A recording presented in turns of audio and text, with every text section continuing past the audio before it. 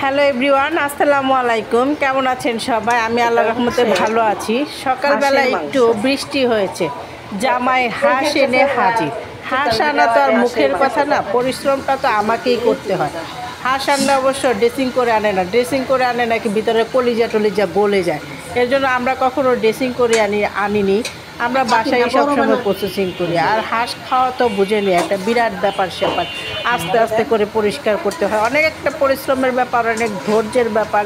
হাঁসটাকে ভালো করে পরিষ্কার করতে হয়, তারপর সুন্দর করে মশলা কষিয়ে তারপরে ময় মশলা যেন হাঁসের মাংসের ভিতরে ঢুকে ঠিক ততক্ষণ সুন্দর করে কষাতে হয়। হাঁসের মাংস শুধু একা খাওয়া যায়, হাঁসের মাংসের সাথে একটু আবার ঝাল ঝাল কাতল মাছের ভুনা।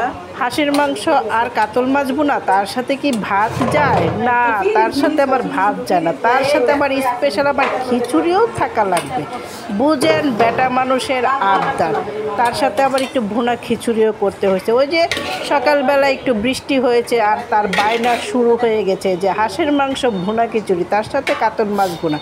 আপনারা যদি ফলোয়ার্স বাড়াতে চান আর ভিডিও ভাইরাল করতে চান, তাহলে অবশ্যই বেশি বেশি করে অন্যের ভিডিও দেখুন এবং সুন্দর করে একটা গঠনমূলক কমেন্ট করবেন।